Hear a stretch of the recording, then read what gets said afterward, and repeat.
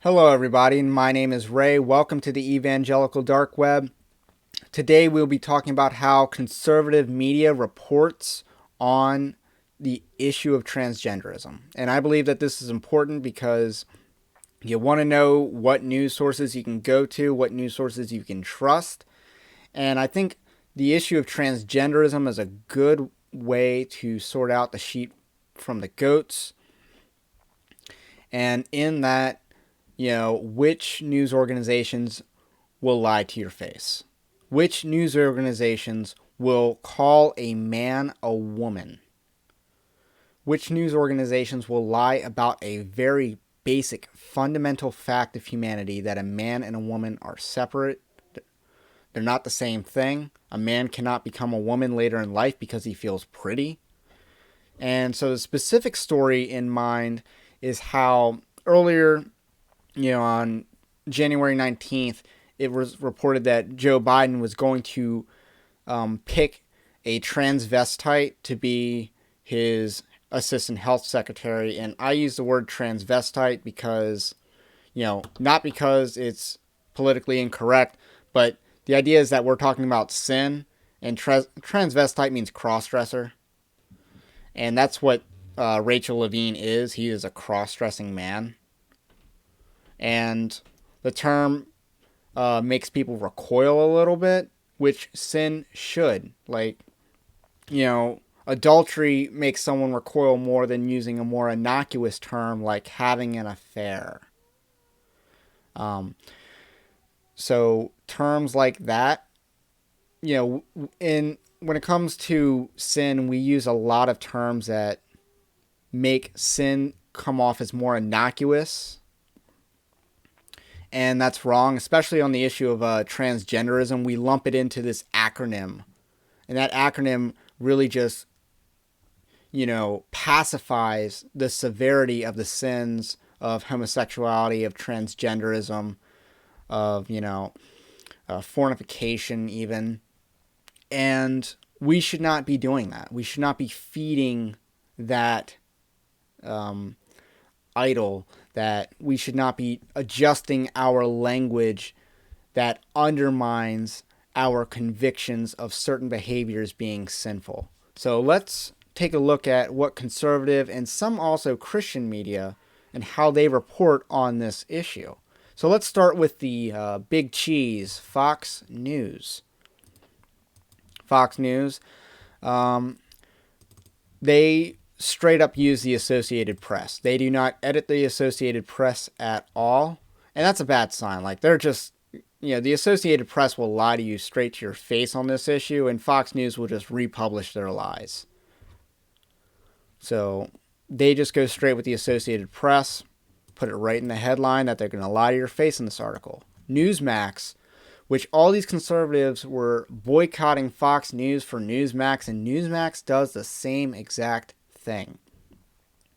I've never gotten into Newsmax, but I don't think they have the talent, so to speak. They don't have a Tucker Carlson. Their talent's not as good as the Blaze or even the Daily Wires. So I don't really see the appeal, other than people really want their cable news.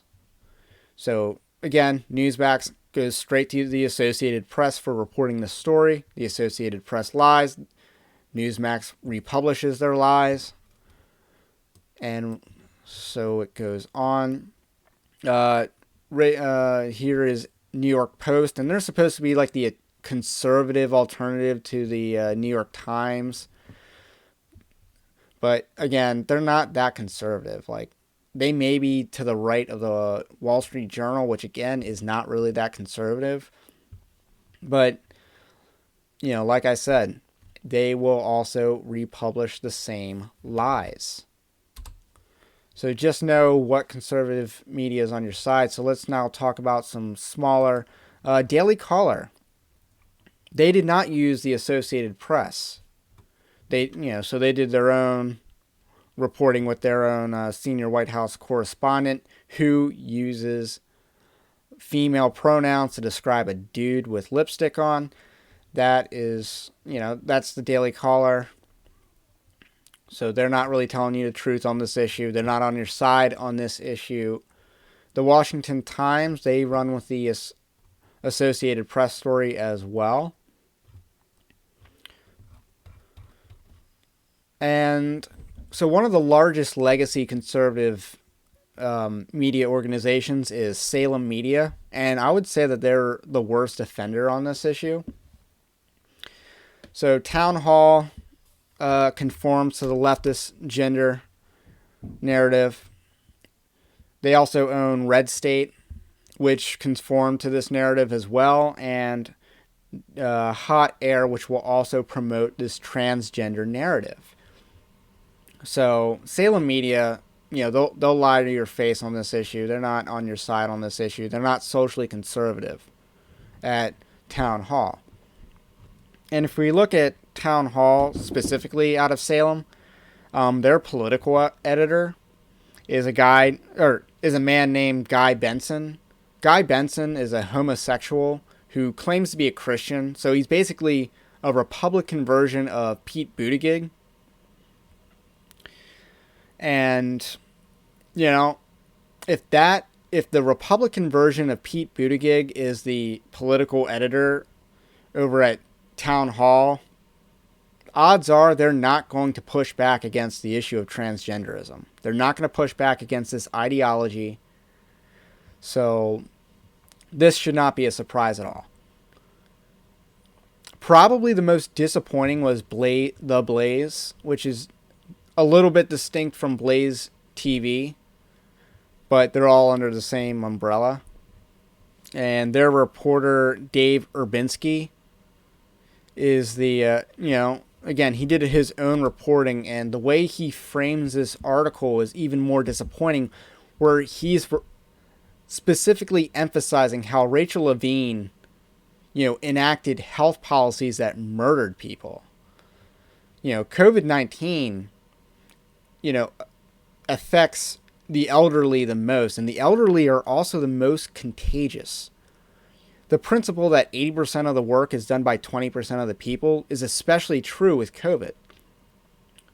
We see that majority of the transmission and the most infective cases are with elderly people, whereas young people aren't that contagious. And, let alone there wasn't really any asymptomatic spread. But what we do know is that elderly people who were symptomatic were especially contagious. And he sent COVID-19 into nursing homes, and he knew that this was a dangerous policy because he removed his own mother from a nursing home prior to enacting this policy. So he knowingly enacted a policy that he knew would be deadly. And yet The Blaze and their media reporting still uses female pronouns to describe this wicked man. Breitbart actually is pretty solid on this issue. They have one slip up, which could be a copy and paste error from the Associated Press.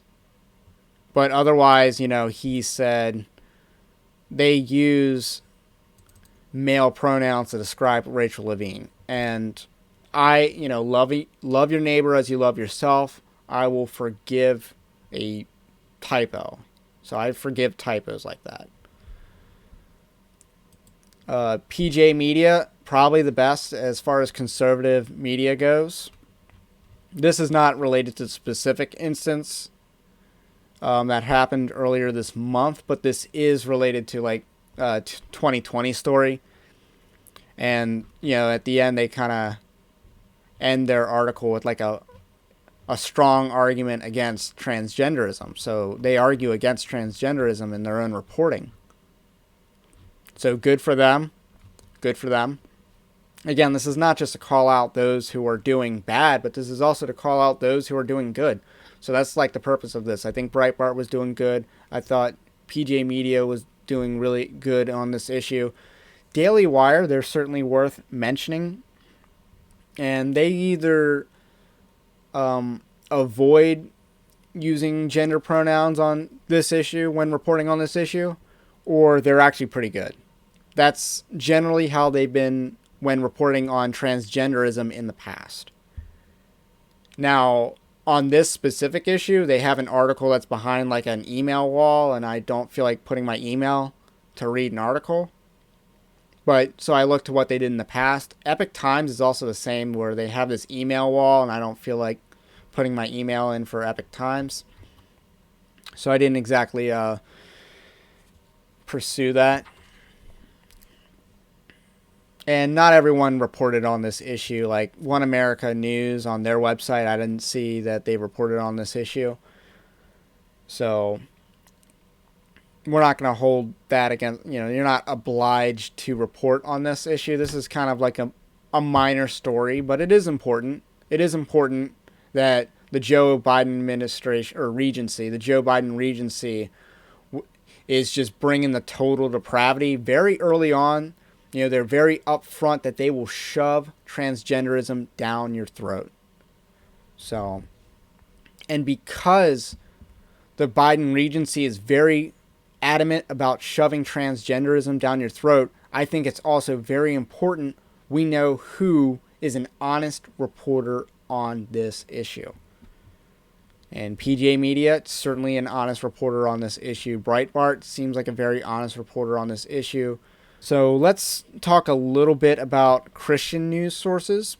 Now, I did my own article on this issue, but the article was specifically responding to major evangelical figures' silence on this, especially when these figures are very active to speak up when it supports this communist narrative that's running in our media. They are very quick to speak up on those issues, but they remain silent on this issue. Except for Thabiti Anyabwile, he was actually very in favor of this. So that was in my reporting. Reformation Charlotte did the same as that, although they mostly just focused on Thabiti Anyabwile and his affirmation of this pick by Joe Biden. Whereas I kind of focus on the larger picture as well as that specific instance. Christian Post did very solid. Like, this is the gold standard right here. They not only refuse to conform to the narrative of transgenderism, but they will insert male pronouns in quotes with brackets. Like, that's the gold standard.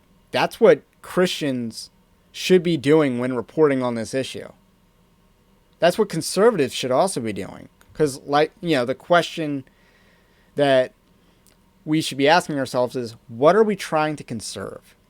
And if we can't conserve what a man is and what a woman is, we're not going to conserve anything else. So, Christian Post, gold standard. They did an excellent job on this. So I'm going to point that out. Protestia, also excellent job on this. Again, right in the headline that they're up front. They also curated my article on this issue. And again, I'll use the term transvestite. I do not care if it gets me canceled. So be it. So that is our survey of Christian or conservative media's reporting on this issue. And I think it's very important that we know who's going to tell the truth, who's going to lie to us on this issue. Because there's a lot of questions about where do we get our news from. So I hope this video was helpful in answering some of those questions. My name's Ray. This is the Evangelical Dark Web. If you like this content, do subscribe. If you want some more of my commentary, also subscribe to evangelicaldarkweb.org. That'll be linked in the description below. Definitely subscribe to this channel and like and share this video so that this type of commentary gets out there, because YouTube will not promote independent Christian content. They will not promote that. So definitely help this channel get above the algorithms, and I will catch you on the next one.